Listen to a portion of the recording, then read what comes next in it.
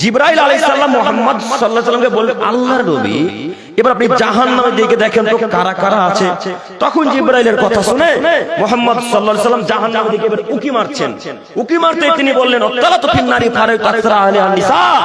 আমি যখন জাহান্নামের দিকে উকি মারলাম, জাহান্নামে এক পর্যায়ে দেখলাম শুধু নারী আর নারী, শুধু নারী আর নারী, শুধু নারী আর নারী। আল্লাহ জাহান্নামকে পরিপূর্ণ করে দিয়েছেন নারীদেরকে দিয়ে কিছু পুরুষ মানুষ। হাদিস তো বুখারী মুসলিম। এবার আপনি বলেন জাহান্নামে যে এত নারী, শুধু নারী আর নারী, শুধু নারী আর নারী, শুধু নারী আর নারী, এর মূল কারণ কি? এর মূল সবথেকে বড় কারণ হচ্ছে আমার স্বামী আজকে আপনাকে বলেছে কি জানি না যে বোরকা পরে যেতে হবে, এটা আমি বলতে পারি না, কেন আপনার পরিবার আপনার স্বামী ছিল, আমি ছিলাম না। হয়তো বলতেও পারে আবার নাও বলতে পারে।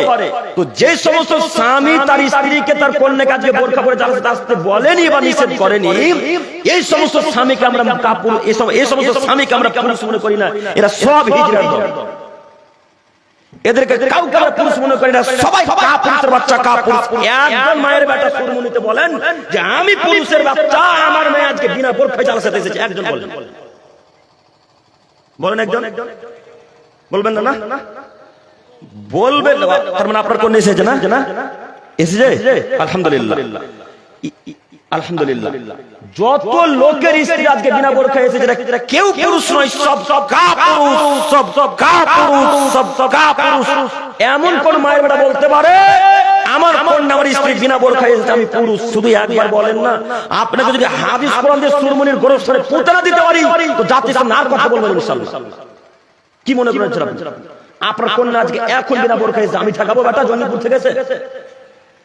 আপনি স্ত্রী এখন বিনা বোরকায় এসেছে, আমি মুর্শিদাবাদ জঙ্গিপুর থেকে আপনাদের মালদা জেলাতে গাজল খানতে আমি ঠেকাতে আসবো না, আপনি ঠেকাবেন? কে ঠেকাবে বলেন? কে বাধা দেবে? আমি যদি আপনার স্ত্রীকে এখন বলি, রহিমা বিনা বোরকায় এসেছো, দাঁত ভেঙে দেবো, এই কথা যদি আমি বলি, তো আপনার স্ত্রী কান্নাকাটি করতে করতে করতে গিয়ে আপনাকে বলবে, ওগো আব্দুল করিম আমাকে এইভাবে কথা বললো, তখন আপনি লাঠি নিয়ে আসবেন আমাকে মারতে। কথা বুঝে আসে না? তো আমি তো আপনাকে বলতে পারি না, আমি আপনাকে শুধু এতটুকু বলতে চাই যে আপনি পুরুষ, আপনার স্ত্রী বিনা বোরকায় চলতে পারে না। যারা কাপুরুষ তাদের স্ত্রী বিনা বোরকায় চলবে, এটা আমরা মনে করি। আপনাকে বলি, আপনার স্বামী তো কখন কখন কাপুরুষ হয়ে গেছে, কখন কখন হিন্দুদের সাথে মিশে গেছে, কখন কখন বেদাতীদের সাথে মিশে গেছে, কখন কখন ইহুদি খ্রিস্টানের সাথে মিশে গেছে। তো আপনি তো শিক্ষিত নারী, আপনি আপনার স্বামীর জন্য কেন পরকাল হারাতে চাচ্ছেন? আপনি আপনার স্বামীর জন্য কেন আপনি জান্নাত হারাতে চাচ্ছেন? আপনি জানেন না আল্লাহ নবী বললেন, আমি জাহান্নাম দিকে উকি মারতে দেখলাম শুধু নারী আর নারী, শুধু নারী আর নারী, শুধু নারী আর নারী। জাহান্নামকে আল্লাহ পরিপূর্ণ করে দিয়েছে মহিলা মানুষকে দিয়ে, কিছু পুরুষ মানুষ। সম্মানিত মা বোন, আপনাকে অনুরোধ করতে চাচ্ছি, স্বামী আদেশ করুক চাই না করুক, স্বামী আপনাকে বোরকা পড়তে বলুক চাই না বলুক, আজকে থেকে কিয়ামত পর্যন্ত যতদিন বেঁচে থাকবো ইনশাআল্লাহ আর বোরকা ছাড়বো না, ইনশাআল্লাহ, ইনশাআল্লাহ, ইনশাআল্লাহ। সম্মানিতা মা বোন, আমি আপনার দিনী ভাই, আমি আপনার ছেলের মতো, আমি আপনার নাতি পোতার বয়সে, আমার বয়স খুব একটা বেশি নয়। আপনাকে অনুরোধ জানাচ্ছি আপনি আমার এই কথাকে মূল্যায়ন করুন। এক, দুই, মহিলাদের জাহান্নামে হয়ে যাওয়ার আরো একটি সবচেয়ে বড় কারণ হচ্ছে স্বামীর কথাকে অমান্য করে চলা। হাজারে 100 তো নয়, হাজারে 999টা মহিলা তার স্বামীর কথাকে মান্যতা দেয় না। হাজারে, তার বাস্তব জলজান্ত প্রমাণ আপনাকে দেখাচ্ছি। দেখেন, আপনি আপনার স্ত্রীকে বলেছেন, রহিমা আজকে মেলা বসেছে, জালসাতে মেলাতে ঘুরতে যাবেন, যেও না। বলেননি? আপনারা কেউ বলেননি? বলেননি? বলেছেন না? তো আপনার স্ত্রী আপনার কথাকে লাথি মেরে দিয়ে মাটির তলে ফেলে দিয়ে মেলাতে এখনো ঘুরে বেড়াচ্ছে। তা আপনার কথা আপনার স্ত্রী শুনলো? শুনলো না? আপনার স্ত্রী এখন জাহান্নামে যাবে স্বামীর কথা অমান্য করার কারণে। আপনার স্ত্রীকে আমি কি দিয়ে বুঝাবো আল্লাহর বাণী? আপনার স্ত্রীকে আমি যে কি দিয়ে বুঝাবো মুহাম্মদ সাল্লাল্লাহু আলাইহি ওয়াসাল্লামের বাণী? আল্লাহর নবী বলছেন, আরে নারী জাতি, তোমার স্বামী যদি তোমার উপর রাগান্বিত হয়ে থাকে, যতক্ষণ তোমার স্বামী তোমার উপর রাগান্বিত হয়ে থাকে, ততক্ষণ পর্যন্ত আল্লাহর ফেরেশতারা তোমার উপর হিসাব করে। আল্লাহু আকবার। কেউ হিসাব করে বলেন তো? ফেরেশতা মণ্ডলীরা। তারপরে তিনি বলছেন, আরে নারী জাতি, যতক্ষণ তোর স্বামী তোর উপর রেগে থাকে, ততক্ষণ আল্লাহ তোর উপর রেগে থাকে। কে রেগে থাকে? আল্লাহ। এবার আপনার স্ত্রীকে বলেন যে আল্লাহ যদি রেগে থাকে, আর আপনার স্ত্রী যদি 5 ওয়াক্ত সালাত আদায় করে, তাহাজ্জুদ করে, সালাত আদায় করে, সিয়াম আদায় করে, যাকাত দেয়, ভালো আচরণ করে, আপনার স্ত্রী কোন ইবাদত কবুল হবে? আপনার স্ত্রী কোন ইবাদত কবুল হবে না। আজকে আপনার স্ত্রী বিনা বোরকা ঢং ঢং ঢং ঢং করতে করতে জালসাতে এসেছে, আবার ঢং ঢং ঢং করতে করতে বাড়ি চলে যাবে। আপনার কথা যদি অমান্য করে আপনার স্ত্রী আছে, আপনার স্ত্রী আজকে যত নেকি পেয়েছিল সব নেকি আজকে মাটি তুলে পুঁতে দেওয়া হবে। এ নেকি ফেরেশতা মণ্ডলী লিপিবদ্ধ করবে না কেন? আপনার স্ত্রীর উপর কে রেগে আছে এখন? আল্লাহ।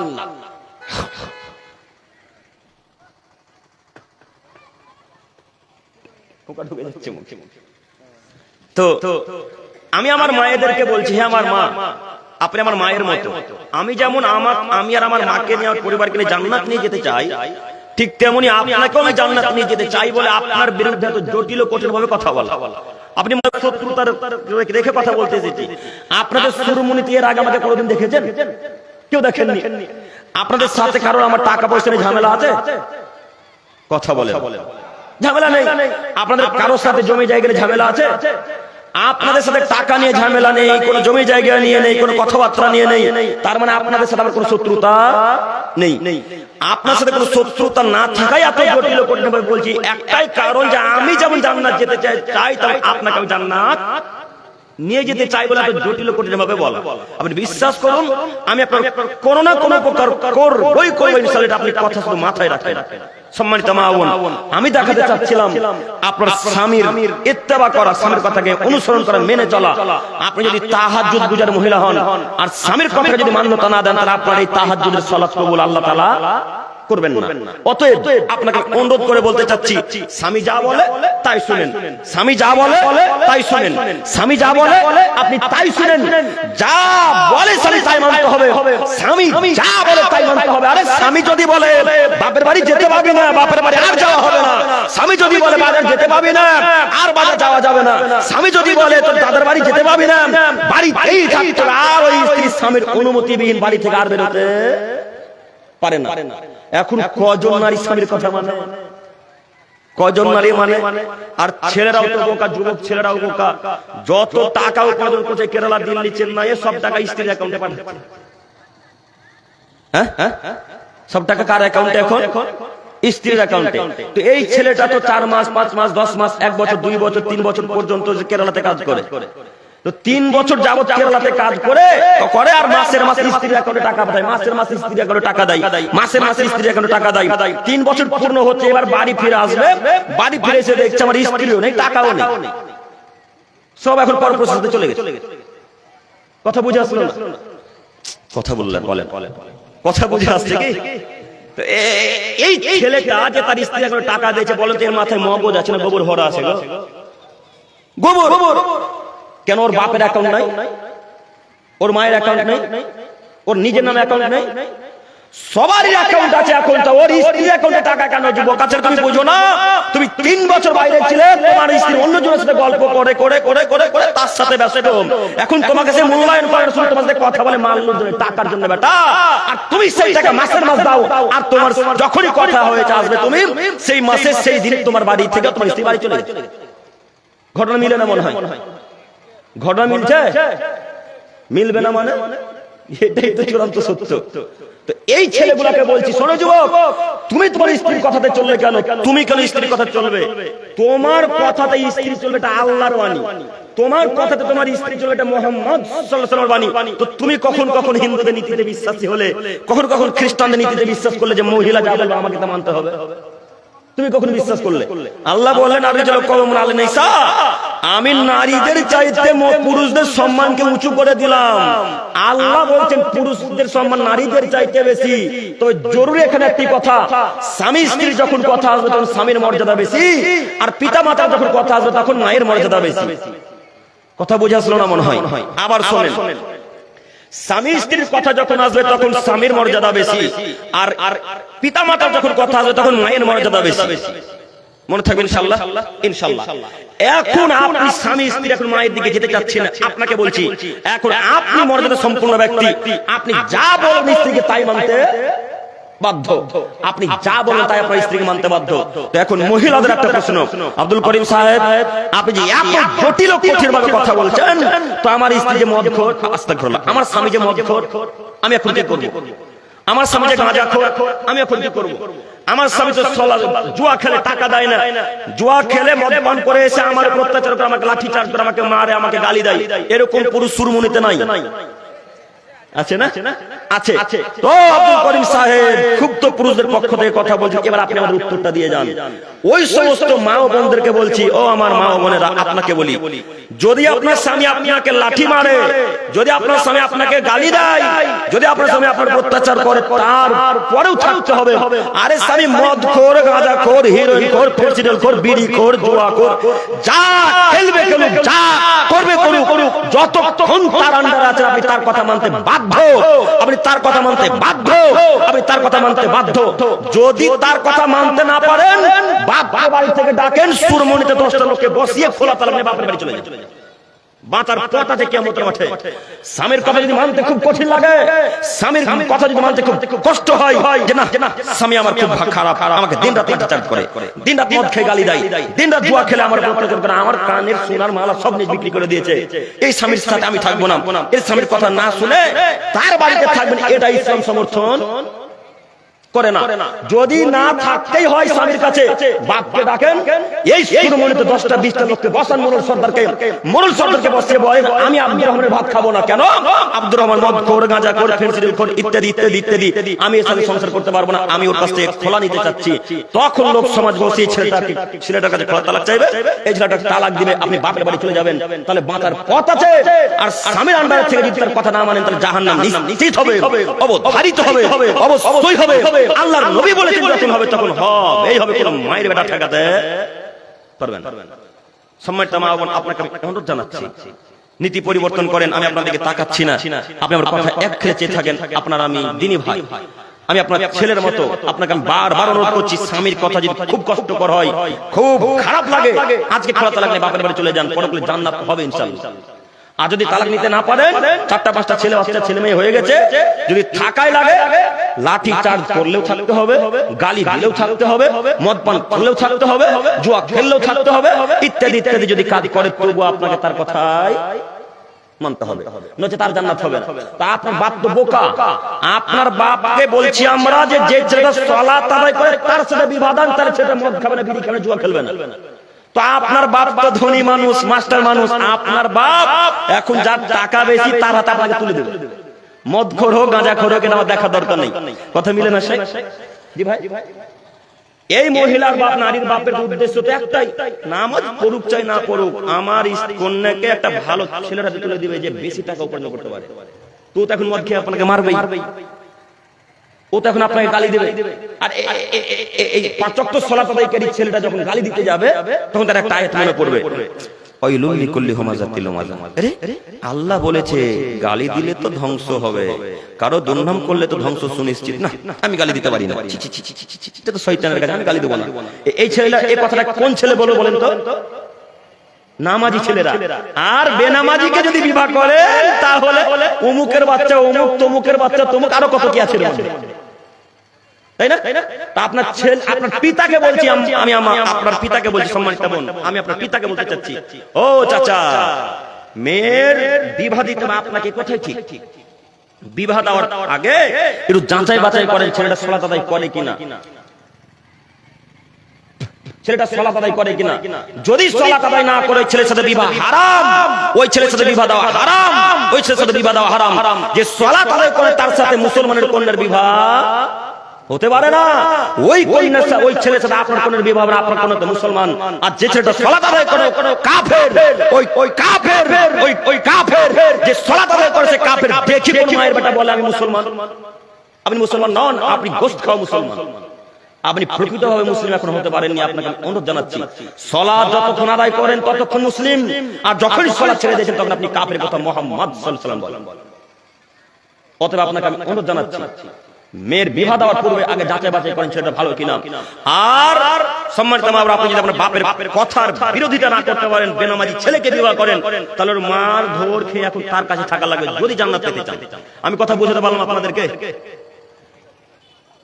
এর পরবর্তীতে যখন কন্যাদের বিবাহ দেবো, এটা যাচাই বাছাই করবো ইনশাআল্লাহ। ইনশাআল্লাহ তুমি আমাদেরকে কবুল করো, সকলে বলি আমিন।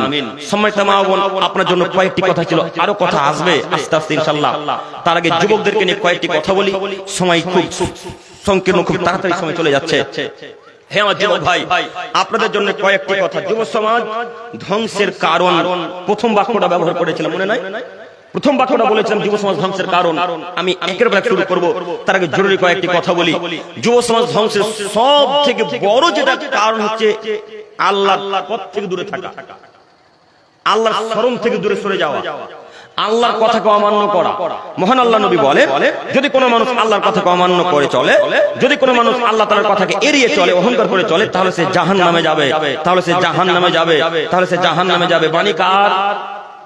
মুহাম্মদ সাল্লাল্লাহু আলাইহি ওয়াসাল্লামের। অতএব আপনাকে অনুরোধ জানাচ্ছি, নীতি পরিবর্তন করে আল্লাহ সুবহানাহু ওয়া তাআলার কথাকে মান্যতা দেওয়ার চেষ্টা করেন। সাথে সাথে আরো কথা মনে রাখবেন, যুব সমাজ ধ্বংসের আরো বড় বড় কারণের আরো একটি বড় কারণ হচ্ছে পিতামাতার কথাকে অমান্য করে চলা। যুব সমাজ ধ্বংসের আরো বড় কয়েকটি কারণের আরো একটি বড় কারণ হচ্ছে প্যান্ট টাকনুর নিচে পড়া। যুবকদের প্যান্ট টাকনুর নিচে নাই, আলহামদুলিল্লাহ নাই না, আলহামদুলিল্লাহ। যদি ইদানিং প্যান্ট এখন টাকনুর নিচে, টাকনুর উপরে ছেলেরা পড়তে শিখেছে, স্টাইল বলেন, ফ্যাশন বলেন আর সুন্নাত বলেন, পড়ছে তো, তাই না? অধিকাংশ যুবকদের প্যান্ট এখন টাকনুর উপরে থাকে, আলহামদুলিল্লাহ, দেখে খুব ভালো লাগে। তো আপনাকে অনুরোধ জানাচ্ছি, যুব সমাজ ধ্বংসের আরো একটি বড় কারণ হচ্ছে গালি দেওয়া। আল্লাহ নবী বলে যে গালি দিবে, এই গালির সমান পাপ যত হয়েছে ততটুকু পাপের নেকি আব্দুর রহমানকে দিয়ে দিতে হবে। আপনি বুঝতে পারেননি বা হাদিসের অর্থ আপনাকে বুঝাই, তারপর আয়াত পেশ করতে চাচ্ছি। আপনাকে আল্লাহ নবী বলছেন, এ মুসলমানের বাচ্চা যারা তোমরা শোনো, আদমের ছেলে মেয়ে তোমরা যারা মুসলিম, তোমাদেরকে বলি তোমরা শোনো যে মুসলমান কখনো গালি দিতে পারে না। একটু আপনি আমাকে আজকে সালা বলে গালি দিয়েছেন, 12 এর চেয়ে খারাপ ভাষা ব্যবহার করেছেন, আমি আব্দুল করিম বিন আমিনুল ইসলাম আপনার পক্ষে বা বিপক্ষে একটা কথা না বলে ওই গাল শুনে আমি আমার বাড়ি চলে গেছি। আপনার সাথে কথা বলে আপনাকে পাল্টা ঘুরিয়ে গালিও দিনি। এই সালা বলার গালির নেকি এখন আব্দুল করিমকে কিয়ামতের মাঠে দিতে হবে। কথা বুঝে আসলো না? যে যাকে গালি দিয়েছে, যে যার উপর অত্যাচার করেছে, প্রত্যেকটা অত্যাচারের পাপ, প্রত্যেকটা গালির পাপ কিয়ামতের মাঠে দিতে হবে। ওই যে একটু আগে একটা আয়াত পেশ করলাম, বুঝতে পেরেছেন কিনা বলতে পারি না, আবার পেশ করে দেখাই। আল্লাহ তাআলা বললেন, ওয়াইলুল লিকুল্লি হুমাযাতিন লুমাযা, হে আদমের ছেলেমেয়ে তোমরা শোনো, যারা মানুষের পশ্চাতে গীবত করে, পরনিন্দা পরচর্চা করে, এরা ধ্বংস সুনিশ্চিত, এবং যারা মানুষকে সামনাসামনি গালি দেয়, এরাও ধ্বংস সুনিশ্চিত। বলেন তো বাণী কার? আল্লাহর। সূরা হুমাযার আয়াত কার? এই সূরাটা মুখস্থ নেই, হাত তুলেন তো। আছে মুখস্থ না? বিশেষ করে যারা 5 ওয়াক্ত সালাত আদায়কারী ব্যক্তি, তাদের প্রায় সকলেরই মুখস্থ আছে, তাই না? এই আয়াতে আল্লাহ বলছেন, ওয়াইলুল লিকুল্লি হুমাযাতিল লুমাযা, ধ্বংস অবধারিত, ধ্বংস সুনিশ্চিত, ধ্বংস অবধারিত, ধ্বংস সুনিশ্চিত ওই সমস্ত লোকের যারা মানুষকে সামনাসামনি গালি দেয়, যারা মানুষের পশ্চাতে পরনিন্দা করে, যারা মানুষকে সামনাসামনি গালি দেয়, এরা ধ্বংস হবে। এই কথা আল্লাহ তাআলা বলেন। আমরা প্রায় সবাই সূরাটা মুখস্থ করে রেখেছি, কিন্তু অর্থ বুঝি না। আপনাদের অবস্থা আর হুজুরদের, বেদাতি হুজুরদের অবস্থা এক। আপনাদের অবস্থা আর বেদাতি হুজুরদের অবস্থা এক, মানে বুঝতে পারলেন না মনে হয়। বেদাতি হুজুরদের মধ্যে প্রায় লোক হাফেজ থাকে, প্রায় লোক হাফেজ থাকে, থাকে না? আপনি কিছু মানেন আর না মানেন, বেদাতিদের এটা বিশ্বাস করতে হবে যে তাদের মধ্যে হাফেজের সংখ্যা বেশি। বুঝতে পারেন? আপনি খোঁজ খবর নিয়ে দেখেন, যদি ইদানিং আহলে হাদিস সালাফি মানহাজ যারা অনুসরণ করে, তাদের মধ্যে হাফেজের সংখ্যা বাড়তে শুরু করেছে, আলহামদুলিল্লাহ। কিন্তু খোঁজ খবর নিয়ে দেখেন, গণনা করে দেখেন, তাদের সংখ্যা বেশি পাবেন। বুঝেননি? তাদের সঙ্গে বেশি হবে। তারা দিন রাত কোরআন মাজিদে পড়ে, ওয়া মান ইউশরিক বিল্লাহ, যারা আল্লাহর সাথে শিরক করে, ওয়া মান ইউশরিক বিল্লাহ ফাকাদ হারামাল আলাইহিম আল জান্নাহ, যারা আল্লাহর সাথে শিরক করে মারা গেল, আল্লাহ তার উপর জান্নাতকে হারাম করে দিলেন। কে জান্নাত হারাম করলেন? আল্লাহ। ওই হুজুর দিন রাত কোরআন পড়ে, দিন রাত পড়ে, দিন রাত কোরআন পড়ে। হুজুর তো কোরআন পড়েই আবার বাড়ি উদ্বোধন করতে গিয়েও কোরআন পড়ে। দোকান উদ্বোধন করতে গিয়েও কোরআন পড়ে। তো হুজুরি এত কোরআন পড়ে, 114টা সূরা মুখস্থ আছে, পুরো 30 পারা সূরা কোরআন, পুরো 30 পারা কোরআন মাজিদ মুখস্থ আছে, হুজুর অর্থ বুঝে না যে। তাই তো হুজুর মাজারেও সিজদা চালাই, তাই তো হুজুর তাবিজ দিয়ে টাকা নাই, তাই তো হুজুর তাবিজ দেয়, তাই তো হুজুর কার দেয়, তাই তো হুজুর গলায় তাবিজ পড়ে, তাই তো হুজুর মাজারে যায়, তাই তো হুজুর ফাতিহা করেন। ফাতিহা বুঝলেন? বুঝেন না? আলহামদুলিল্লাহ। তাই তো হুজুর মাজারে টাকা দেয়, মাজারে চাদর দেয়, মাজারে মুরগি দেয়, মাজারে ছাগল দেয়। যদিও মালদা জেলা গাজল থানাতে মাজার টাজার নাই। আচ্ছা, ও আদিনা, আদিনা না বিখ্যাত জায়গা আদিনাতে। আচ্ছা, তো এই হুজুর অর্থ বুঝে না, আপনারা বুঝেন না, তা আপনাদের অবস্থা তার অবস্থা এক। আপনিও পড়ছেন ওয়াইলুল লিকুল্লি হুমাযাতিল লুমাযা আল্লাযী জামাআ মালা ওয়া আদ্দাদা, পড়েন না কোরআন মাজিদ? তো অর্থ বুঝলেন? প্রতি রাত্রে প্রতি ওয়াক্তে পড়ছেন, তারপরেও মাঠে গিয়ে দেখছেন একটা ছাগল আপনার ধান খাচ্ছে, ভুট্টা খাচ্ছে, তখন বলছে ও মুখের বাচ্চা, ও মুখের বাচ্চা, তোমার কার ছাগল রে? কথা মিলল না। গালি দেন না যখন ভুট্টার গাছ খায়, ধান খায়, তখন গালি দেন না? এখন ক্ষমা নেন তো দেখি। ছাগলটা আব্দুল করিমের, আব্দুল করিমের ছাগলে আপনার ভুট্টা খেয়েছে, তো ক্ষতি কার হয়েছে? আপনার। তাও নাকি আমার কাছে আপনাকে ক্ষমা নিতে হবে, কেন গাল দিয়েছেন? তার গাল দিবেন? বুঝলাম। জমি নষ্ট হয়ে গেলে ধরেন, ধরে টাকা নেওয়া লাগবে, নইলে তাকে পরামর্শ দেন যে আপনি ছাগল মানে, নইলে আমরা পদক্ষেপ নিতে পারি। কথা বুঝতে পারেননি? ভালো প্রশ্ন করেছেন, আলহামদুলিল্লাহ, ভালো করেছেন, আলহামদুলিল্লাহ। আপনাকে অনুরোধ জানাচ্ছি, আজকের পর থেকে আর গালি দেব না ইনশাআল্লাহ। যুবক ভাই, আপনাকে বলি, কেউ যদি সালা বলে গালি দেয়, বহুনু বলে বাড়ি চলে আসেন, বাঁচার পথ আছে কিয়ামতের মাঠে। কেউ যদি অকথ্যভাবে গালি দেয়, চুপচাপ মুখকে বন্ধ করে বাড়ি চলে আসেন, বাঁচার পথ আছে। উকবা ইবনে আমির জুহানী রাদিয়াল্লাহু তাআলা আনহু বলেন, মান নাজাত ইয়া রাসূলুল্লাহ, আল্লাহর নবী আপনি আমাকে উপদেশ দেন কিয়ামতের মাঠে কিভাবে বাঁচবো। আল্লাহর নবী আপনি আমাকে উপদেশ দেন কিভাবে আমি কিয়ামতের মাঠে বাঁচবো। তখন মুহাম্মদ সাল্লাল্লাহু আলাইহি সাল্লাম উকবাকে বলছেন, উকবা আমসিক আলাইকা লিসানাক, জিহ্বাকে কন্ট্রোলে রাখো, বা জিহ্বাকে নিয়ন্ত্রণে রাখো, জিহ্বাকে বন্ধ রাখো, কিয়ামতের মাঠে বেঁচে যাবে। মুহাম্মদ সাল্লাল্লাহু আলাইহি ওয়াসাল্লাম উকবাকে বলছেন, উকবা জিহ্বাকে বন্ধ রেখে দাও, কিয়ামতের মাঠে বেঁচে যাবে।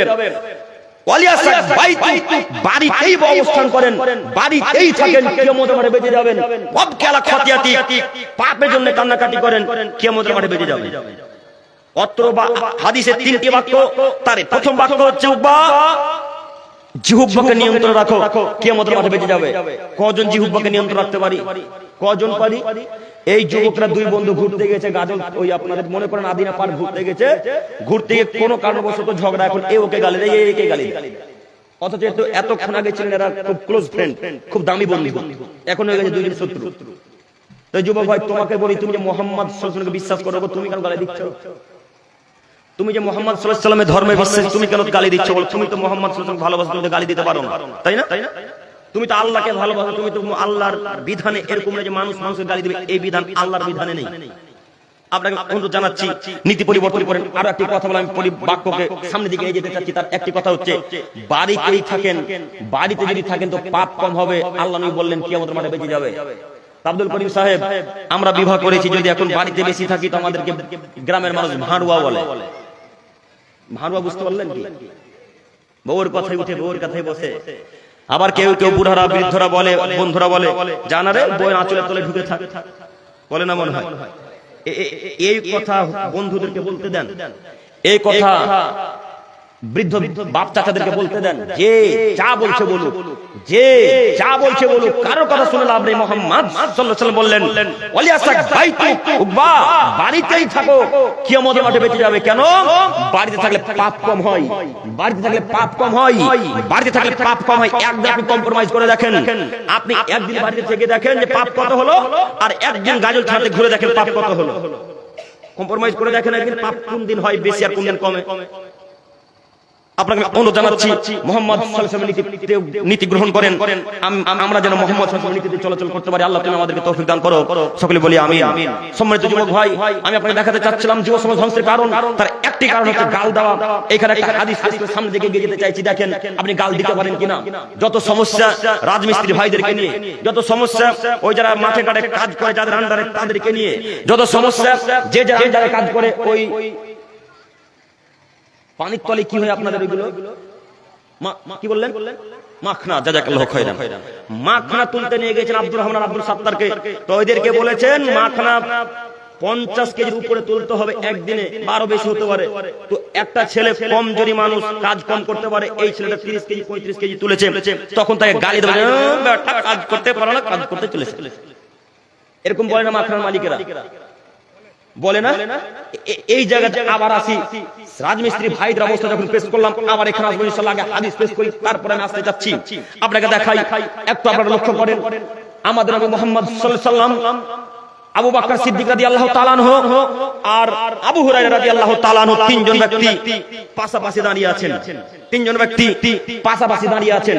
একটা বেদুইন গ্রামের মানুষ, অশিক্ষিত গাঁওয়ার মানুষ, এ আসা মাত্রই এসে আবু বকর সিদ্দিককে গালি দিতে শুরু করলেন। অকথ্য ভাষায় গালি দিচ্ছেন। আবু বকরকে গালি দিচ্ছেন। বেদুইন অশিক্ষিত মানুষ, যে ধর্ম বুঝে না, যে মুহাম্মদ সাল্লাল্লাহু আলাইহি ওয়াসাল্লামকে চিনে না, যে আল্লাহকে চিনে না, এই বেদুইন একটা লোক গালি দিচ্ছে আবু বকর সিদ্দিক রাদিয়াল্লাহু তাআলা আনহুকে। পাশে দাঁড়িয়ে আছেন মুহাম্মদ সাল্লাল্লাহু আলাইহি ওয়াসাল্লাম। এই লোকটা যখন মুহাম্মদ সাল্লাল্লাহু আলাইহি ওয়াসাল্লামের গালি, এই লোকটা যখন গালি দিচ্ছিলেন, মুহাম্মদ সাল্লাল্লাহু আলাইহি ওয়াসাল্লাম গালি শুনে মুচকি মুচকি হাসছিলেন। মুচকি মুচকি হাসছেন আর আবু বকরের দিকে দেখছেন। মুচকি মুচকি হাসছেন আর আবু বকরের দিকে তাকাচ্ছেন। আর কত পোকা ঢুকবে গো?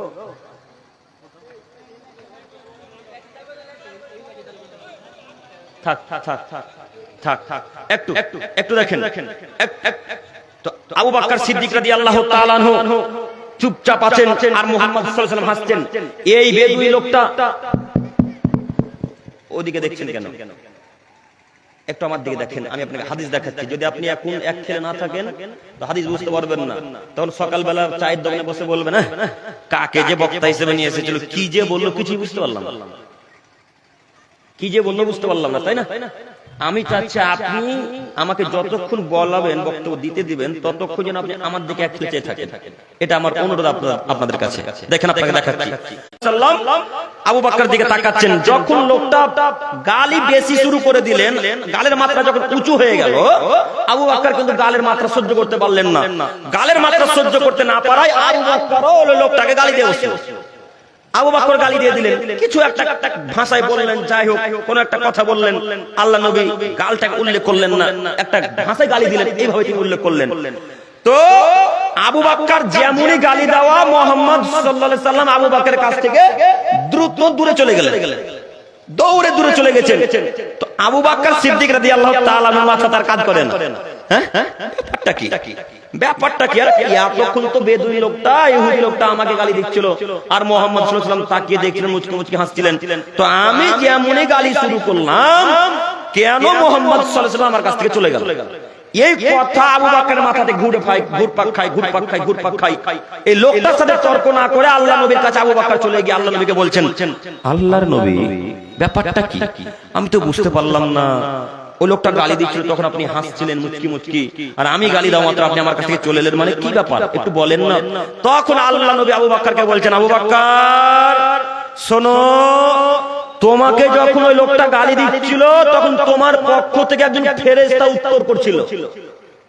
কে আবু বকরের পক্ষ থেকে উত্তর দিচ্ছিল বলেন তো দেখি? ফেরেশতা। আবু বকর শোনো শোনো শোনো, তুমি যখনই গালি দেওয়া শুরু করেছো, তখন ফেরেশতা তোমার কাছ থেকে চলে গিয়ে শয়তান তোমার কাছে উপস্থিত হয়ে গেছে।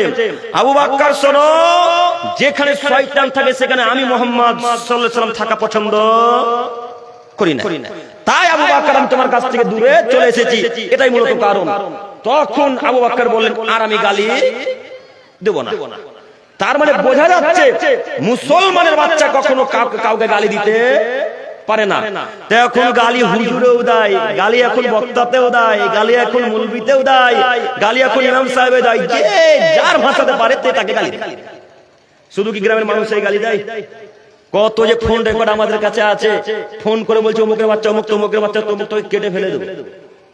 রেকর্ডিং মাঝে মাঝে শুনতে পান না আমাদের? তো কতজন কত গালি দিল, আমরা তো চুপচাপ আছে। আমরা কি কিছু তাদের বিরোধিতা করতে পারবো না? পারবো কি পারবো না বলেন তো দেখি? পারবো তো, আমরা বিরোধিতা করি না কেন বলেন তো দেখি? পরকালে নেকি নিতে চাই। আপনি আমাকে গালি দিলেন, আমি পাল্টা বলি তুই অমুকের বাচ্চা, আর তো আমি নেকিটা পাচ্ছি না, তাই না? তাই আপনাকে গালি দেওয়া থেকে আমি বিরত আছি, নচেত আমি আপনাকে দিতে পারি। আমি আল্লাহর ধর্মে বিশ্বাসী, আমি মুহাম্মদ সাল্লাল্লাহু আলাইহি ওয়াসাল্লাম কথাতে বিশ্বাসী, অতএব আপনাকে গালি আমি দিতে পারি না। আপনাকে আমি অনুরোধ জানাচ্ছি, আজকের পর থেকে আর গালি দেব না ইনশাআল্লাহ। একটা বাক্য শুনেন, আনাস রাদিয়াল্লাহু তাআলা আনহু বলছেন যে আমি খাদামতুন নবী সাল্লাল্লাহু আলাইহি ওয়াসাল্লাম বিআশরি সিনিনা, আমি মুহাম্মদ সাল্লাল্লাহু আলাইহি ওয়াসাল্লাম নিকটে 10 বছর গোলামি করেছি। কত বছর? 10 বছর।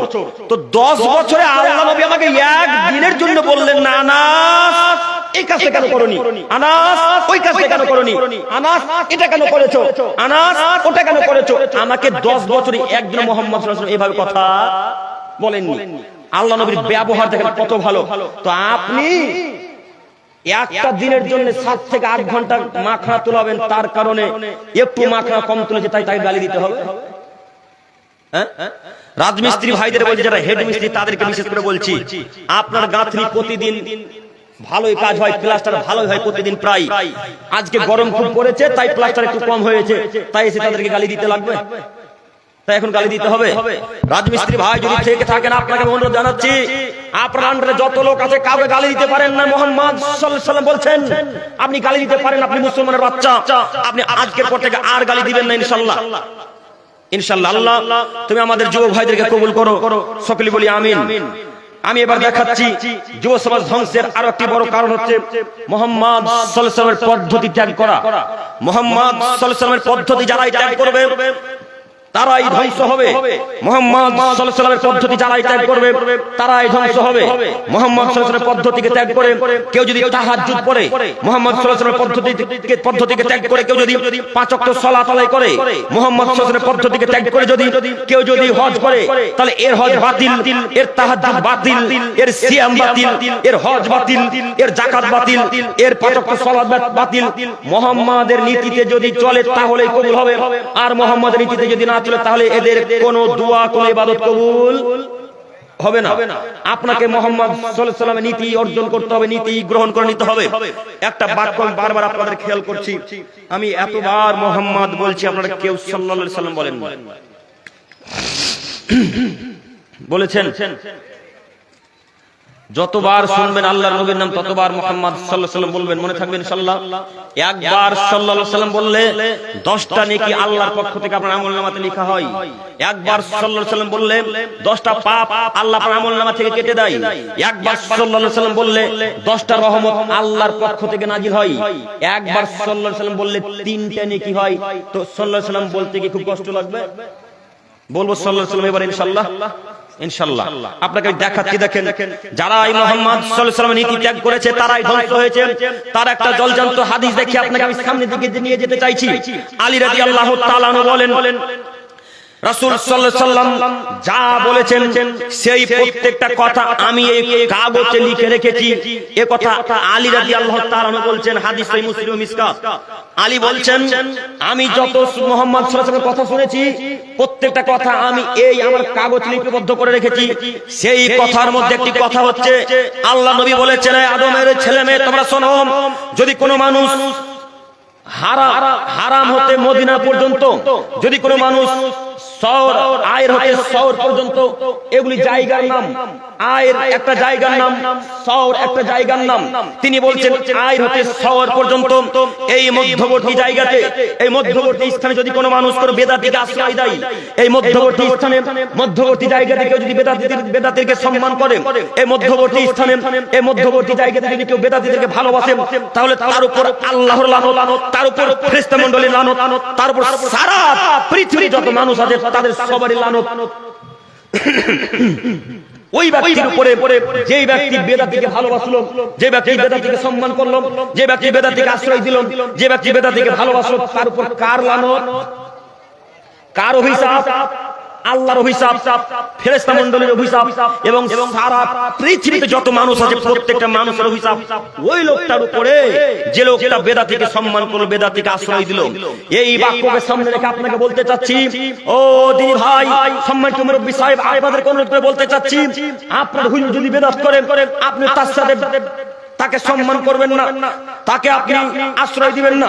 যেই বেদাত করুক তার সাথে আপনার আমার কোনো লেনদেন নেই, বেদাতীদের সাথে আমাদের কোনো সম্পর্ক নেই। একটা আপনাকে দেখাই, যারা বেদাতি করে তাদেরকে আপনি ভালোবাসবেন না। তার আরো একটা কথা বলতে চাচ্ছি, সেটা হচ্ছে কেউ যদি 5 ওয়াক্ত সালাতের পর দোয়া করে, এই হলো বেদাতি, এর সাথে আপনার চলাচল নিষেধ, আপনি এর সাথে চলতে পারবেন না।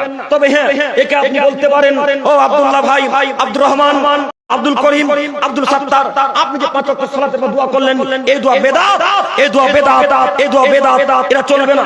সম্মিলিত মুনাজাত বেদাত, সবসময়ের পর হাত তুলে দোয়া করা বেদাত, 5 ওয়াক্ত সালাতের পর হাত তুলে মুনাজাত করা বেদাত, বিবাহের অনুষ্ঠানে হাত তুলে দোয়া করা বেদাত, গোরস্থানে গিয়ে জানাজার মাটি দেওয়ার পর কাফন দাফন করার পর হাত তুলে দোয়া করা বেদাত, জানাজার স্থানে হাত তুলে দোয়া করা বেদাত, আরো ইত্যাদি ইত্যাদি স্থান আছে।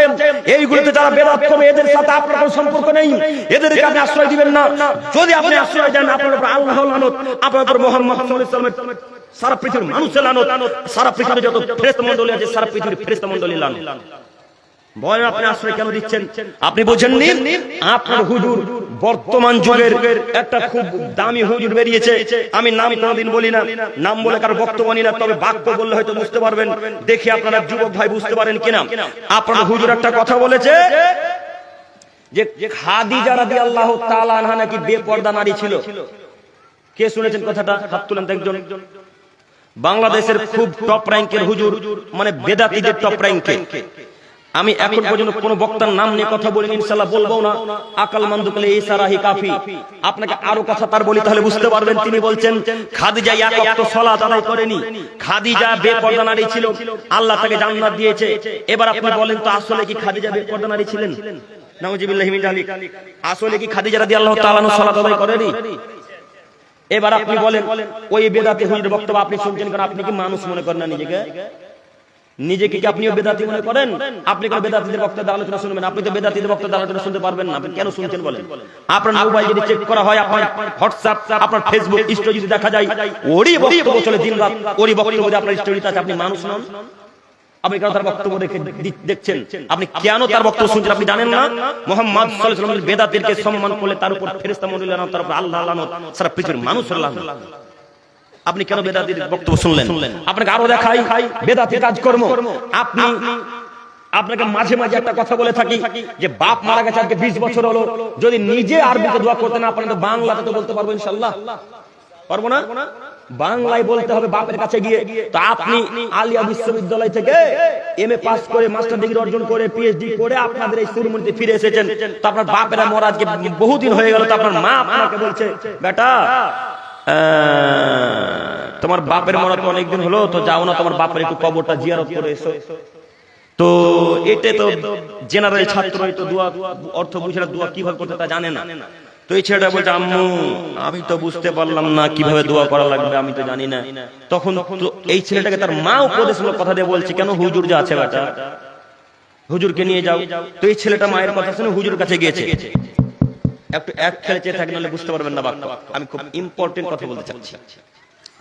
তো এই ছেলেটার মায়ের কথা শুনে মসজিদ চলে গেছে, হুজুরকে গিয়ে বলছে হুজুর একটু আমার বাপের কবর জিয়ারত করে দেওয়া লাগবে। তো হুজুর তো ব্যস্ত মানুষ, কাজকর্ম খুব দর্জির কাজ করে আর ইত্যাদি ইত্যাদি কাজ করে, ব্যবসা করে, ব্যবসা করার লাগবে। মসজিদের বেতন তো 3000 টাকা, মসজিদের বেতন তো 4000 টাকা, তো সংসার চলবে কি? একটা মেয়ের প্যান্ট জামা কিনলেই তো 2-3 হাজার লাগে নাকি গো? স্টাইল বাজার, পশ্চিম বাজার, এই বাজারে ঢুকলে তো দামই শেষ নেই, তাই না? দামের শেষ নাই। তো মসজিদের ইমাম সাহেবকে যদি 3000 টাকা দেন তো কিভাবে তার সংসার চলবে? তো যাই হোক, এদিকে আমি যেতে চাচ্ছি একটু পরে। তো এই হুজুরের কাছে ছেলেটা এসে বলছে হুজুর একটু চলেন না, আমার বাপের কবরটা একটু জিয়ারত করে দিবেন। তো হুজুর না না না না না যেতে পারি না, আমার অনেক কাজ আছে গো, আমি কাজে ব্যস্ত আছি। তখন ছেলেটা বুক পকেট থেকে 2000 টাকা বের করে হুজুরের হাতে ধরিয়ে দিয়ে বলছে হুজুর এবার চলে। হ্যাঁ চলো, এবার যেতেই হবে। তুমি যদি এখন বেদাত করতে বলো বেদাত করবো, শিরক করতে বলো শিরক করবো, যা বলো তাই করবো। তো হুজুরকে ছেলেটা নিয়ে চলে গেছে। তো আপনারা লক্ষ্য করে দেখবেন যখন 12-13 বছর, অনেক দিন বলে দিলাম, কিছুদিন যখন মাটি দেওয়া হয়ে যায়, বর্ষা যখন পার হয়ে যায়, তখন দেখুন কবরের উপর গাছপালা বেরিয়ে যায়, বেরোয় না? তো গাছপালা বেরিয়ে গেছে। 20 বছরের ছেলেটার বাপের মরা হলো, হুজুর নিজে জানাজা পড়ে জানাজা কবর চিনতে পারেন। তো হুজুর বলে, এই ছেলে তোমার বাপের কবর কোনটা গো, দেখাও তোমার বাপের কবর। তখন ছেলেটা নিম গাছটা বেরিয়ে আছে, আমার বাপের কবর, ওটাই আমার বাপের কবর, অনেকদিন মরা হলো তো তাই নিম গাছ বেরিয়ে গেছে। তখন তিনি বলছেন, চলো তোমার বাপকে আগে দোয়া করে জান্নাতে ভরে দিয়ে আসবো।